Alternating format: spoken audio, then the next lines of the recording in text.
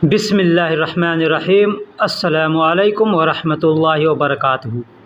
दोस्तों, कैसे हैं? क्या हाल है? उम्मीद करता हूं कि खैर वाफ़ियत से होंगे। दोस्तों, कुछ भाइयों के कमेंट्स आए थे, उनके जवाब मैं इस वीडियो में दे रहा हूं। एक भाई ने हमसे पूछा था कि सुनने को क्या कहते हैं, ठीक है, जैसे सुनो, सुना, सुनना, इसको क्या कहते हैं। तो दोस्तों, मैं इस वीडियो में इसके बारे में मैं कुछ जुमले दिया हूं, जिससे आपको इंशाअल्लाह समझ में आ जाएगा। जैसे कहना हो कि मैंने तुमसे कहा, शायद तुमने सुना नहीं।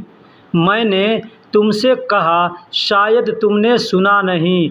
अगर इसको अरबी में बोलना होगा तो कहेंगे अना गाल, मतलब मैंने कहा, मिन इंता मतलब तुमसे, अना गाल, अना का मतलब मैंने, गाल का मतलब कहा, मिन का मतलब से, इंता का मतलब तुम, यानी मैंने कहा तुमसे। मुमकिन मा इंता एस्मा, शायद तुमने सुना नहीं। मुमकिन कहते हैं अरबी में, हिंदी में, उर्दू में कहते हैं शायद, ठीक है, शायद। तो शायद को अरबी में मुमकिन कहते हैं। मा इंता एस्मा, मा का मतलब नहीं, इंता का मतलब तुम, एस्मा का मतलब सुनना होता है, ठीक है। सुनने को एस्मा कहते हैं। मैंने तुमसे कहा, शायद तुमने सुना नहीं। अगर कहना हो तो कह सकते हैं अना गाल, अना गाल यानी मैंने कहा, मिन इंता मतलब तुमसे, मुमकिन मतलब शायद, मा इंता मतलब तुमने नहीं, एस्मा मतलब सुना, ठीक है। तो इस तरीके से हम बोल सकते हैं।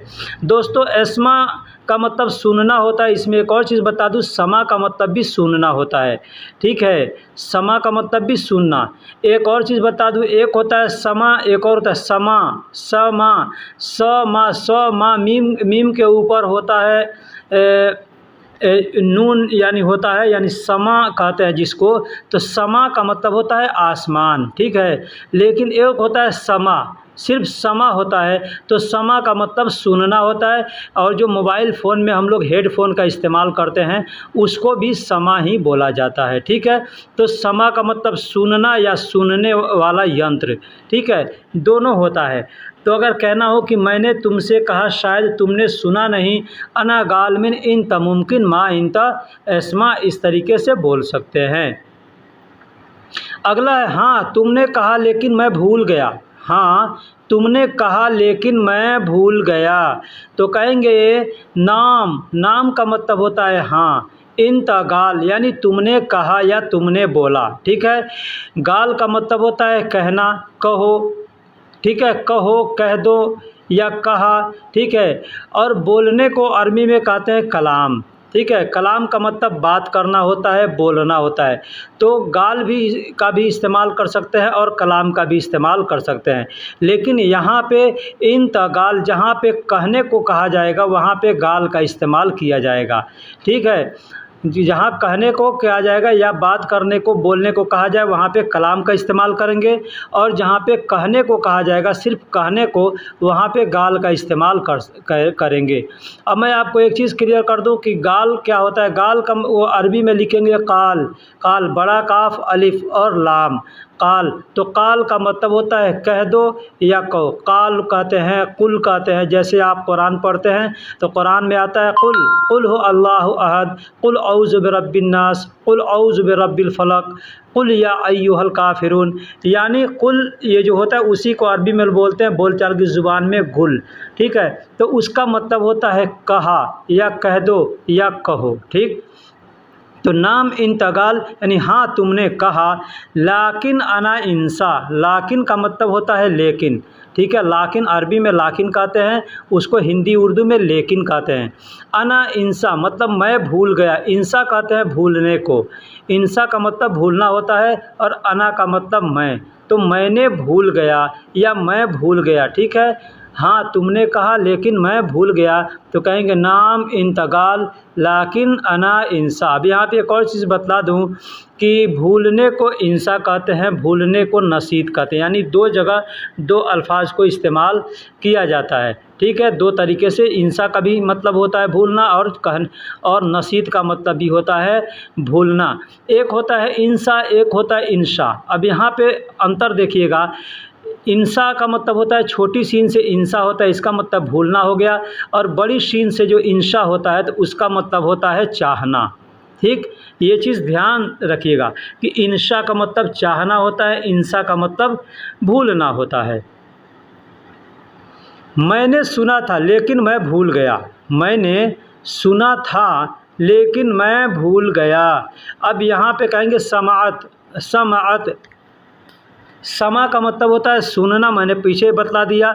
और इसमें जो आखिरी में तो है तो इस समाअत, समाअत कहेंगे। समाअत का मतलब सुना था। समाअत का मतलब होता है सुना था, मैंने सुना था। दालिका मतलब यह, दालिका का मतलब यह या इस होता है।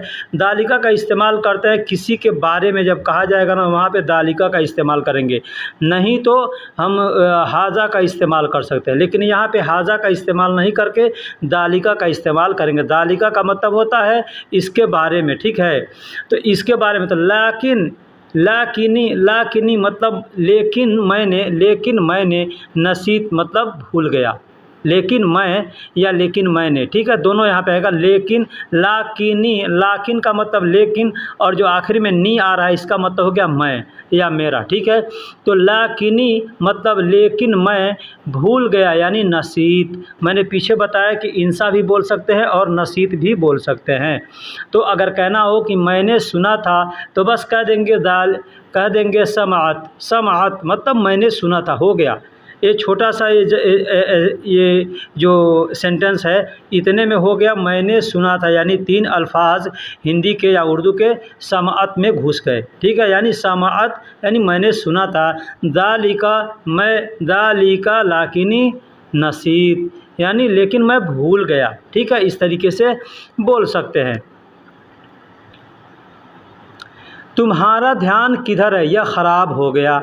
तुम्हारा ध्यान किधर है, यह ख़राब हो गया। अगर ऐसा कहना हो तो कहेंगे आईना। आईना, आईना का मतलब देखिए वैन हम लोग कहते हैं ना, वैन। ये आईना जो अल्फाज है ये दुबई में ज़्यादा इस्तेमाल किया जाता है। और वैन का मतलब, वैन का मतलब इधर यहाँ सऊदी के अंदर वैन का इस्तेमाल ज़्यादा किया जाता है और दुबई में आईना का इस्तेमाल किया जाता है। आईना का मतलब होता है कहाँ और वैन का मतलब भी होता है कहाँ। तो हम चाहें तो वैन भी कह सकते हैं या आईना भी कह सकते हैं। तो तुम्हारा ध्यान किधर है या कहाँ है तो कहेंगे ऐन एहतमामक। ऐना एहतमामक। अब एहतमाम कहते हैं यानी कोई भी काम हम अगर ध्यान पूर्वक, ध्यान से करते हैं, मन लगा करके करते हैं, है ना, जिम्मेदारी के साथ करते हैं। यानी कि आदमी करता है काम को, कोई थोड़ा लापरवाही कर देता है तो वो लापरवाह हो गया। लेकिन इसको अगर जिम्मेदारी से करेंगे तो कहेंगे एहतमामक, यानी एहतमाम के साथ किया, ठीक है। तो तुम्हारा ध्यान किधर है या कहाँ है कहना हो तो कहेंगे ऐन एहतमामक। या लक़द अफ़सुद, लक़द अफ़सुल, अफ़सुद, अफ़सुद।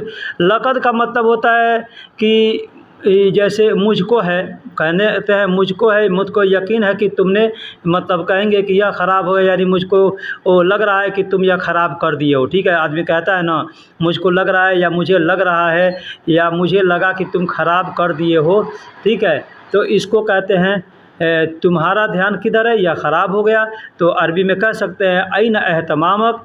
ऐना एहतमामक यानी तुम्हारा ध्यान कहाँ है। लक़द अफ़सुक्त यानी मुझे लग रहा है कि तुम ख़राब कर दिए हो, ठीक है। आदमी इस तरह, अब देखिए अरबी का जो एक एक अल्फाज है, एक एक शब्द का मतलब होता है, ठीक है। हिंदी में हम क बोलेंगे तो क का मतलब कुछ नहीं होगा, अ का मतलब कुछ नहीं होगा, स का मतलब कुछ नहीं होगा। लेकिन अरबी में अगर हम देखेंगे तो अगर क, स, ज ऐसे जोड़ करके हम अगर लिख दें तो उस का जो भी जितने भी अल्फाज होंगे, सेंटेंस होंगे, शब्द होंगे, सब शब्द का मतलब अलग अलग निकल के आ जाएगा, ठीक है। तो ऐना एहतमामक लक़द अफ़सुद यानी तुम्हारा ध्यान कहाँ है, मुझे लगा कि यह ख़राब हो गया या मुझे लग रहा है कि यह ख़राब हो गया। इस तरीके से हम बोल सकते हैं। मैं सुन रहा हूँ आप कहो, मैं सुन रहा हूँ आप कहो। अब देखिए हिंदी में हमने कितने जुमले सेंटेंस है। मैं सुन रहा हूँ आप कहो, आप कहो, ठीक है। तो इस तरीके से कह सकते हैं मैं सुन रहा हूँ आप कहो। तो कहेंगे अस्मा अक, अस्मा अक, अस्मा अक यानी मैं तुमको सुन रहा हूँ। असमा अक, असमा यानी सुन रहा हूँ, अक यानी तुमको, मैं तुमको, ठीक है। अक यानी मैं तुमको, अ का मतलब हो गया मैं और क का मतलब हो गया तुम, यानी तुमको मैं सुन रहा हूँ। असमा अक यानी मैं तुमको, ठीक है, सुन रहा हूँ।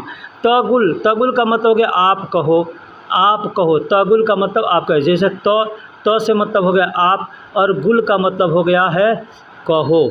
गुल का मतलब हो गया कहो। तो कह सकते हैं मैं सुन रहा हूँ, आप कहो, तो असमाअक तगुल, इस तरीके से बोल सकते हैं। मैं काम ज़िम्मेदारी से करता हूँ, मैं काम ज़िम्मेदारी से करता हूँ, तो कह सकते हैं अना अमल बेमसूलिया।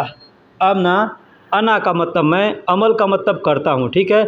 अना का मतलब मैं और अमल का मतलब जैसे काम करता हूँ, तो कहते हैं अमल का मतलब काम करना होता है, ठीक है। जैसे शुगुल का मतलब भी काम करना होता है, उसी तरीके से अमल का मतलब भी काम करना होता है, ठीक है। तो अना अमल यानी मैं कर रहा हूँ, ठीक है, काम। बेमसूलिया, बेमसूलिया, बे का मतलब साथ होता है और मसूल का मतलब ज़िम्मेदारी होता है, ठीक है। मसूल का मतलब ज़िम्मेदारी। और तो अना अमल यानी मैं काम कर रहा हूँ, बेमसूलिया मतलब ज़िम्मेदारी के साथ। तो दोस्तों इस तरीके से हम अरबी में बात करते हैं, अरबी के शब्दों को समझते हैं। कोई सामने वाला क्या कह रहा है, हम उसको अगर नहीं समझ रहे हैं तो जो अल्फाज बोल रहा है उसमें एक एक करके अलग अलग उसके शब्दों को अलग किया जाता है, फिर समझ में आता है कि ये आदमी क्या बोला। जैसे आपने सुना होगा मसूल, तो मसूल का मतलब ज़िम्मेदार होता है, ज़िम्मेदारी होता है, ठीक है। अब मैंने यहाँ कहा बेमसूल, बेमसूल। अब हम बेमसूल अगर सामने वाला कोई कहेगा तो आपको नहीं समझ में आएगा कि बेमसूल का मतलब क्या होता है। मसूल तो आपने समझ लिया, लेकिन बे इसमें लगा हुआ तो आदमी कन्फ्यूज हो जाएगा ना कि बेमसूल का मतलब क्या होगा। भाई मसूल तो ज़िम्मेदारी को कहते हैं, लेकिन बेमसूल क्या हो गया। तो इसको अलग हम करेंगे, संधि विच्छेद करेंगे, मसूल को अलग कर देंगे। हम मसूल को समझ रहे तो मसूल को अलग कर देंगे और फिर बे को अलग करेंगे और बे को उसका निकालेंगे। इसके बे का मतलब होता है, बे का मतलब साथ होता है, ये चीज़ ध्यान दीजिएगा। बे का मतलब भी साथ होता है और मा का मतलब भी साथ होता है, ठीक है। और सवा का मतलब भी साथ होता है, ठीक। तो बे का मतलब भी साथ, सवा का मतलब भी साथ और मा का मतलब भी साथ। तो ये तीनों लफ्ज़ एक ही है, लेकिन एक ही मतलब है, लेकिन बोलने का जो लहज़ा है, बोलने का जो आवाज़ है वो अलग अलग है। तो अगर हम यहाँ पे बेमसूल बोल रहे हैं तो मतलब ज़िम्मेदारी के साथ, मसूल भी बोल सकते हैं, ठीक है।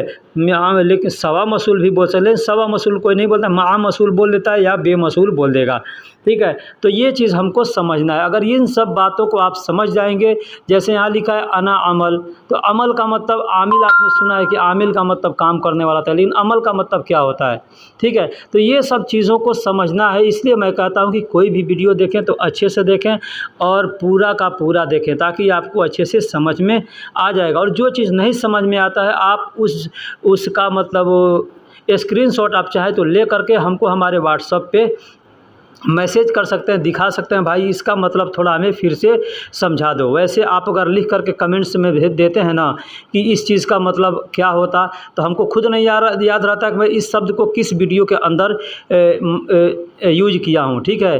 तो आप अगर चाहें तो उसका स्क्रीनशॉट खींच करके और हमारे व्हाट्सएप पे भेज सकते हैं। व्हाट्सएप का नंबर हम आपको हमारे मोबाइल के हमारे चैनल के डिस्क्रिप्शन में मिल जाएगा।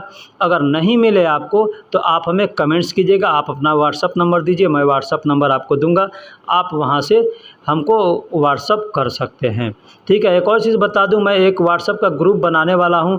मैं आपसे रिक्वेस्ट करता हूं, अगर आप ग्रुप में शामिल होना चाहते हैं तो अपना व्हाट्सएप नंबर हमें कमेंट्स बॉक्स में लिखिए, मैं आपको ग्रुप में शामिल करूंगा। उससे फ़ायदा आपको होगा कि आप जो चीज़ पूछना चाहेंगे आप ग्रुप में पूछ सकते हैं, हमें मौका मिला हम बता देंगे, या जो ग्रुप में रहेगा वो भी आपको बतला देगा। तो चलिए फिर हम वीडियो को ख़त्म करते हैं, फिर मिलेंगे किसी अगले वीडियो में। तब तक के लिए अल्लाह हाफिज़।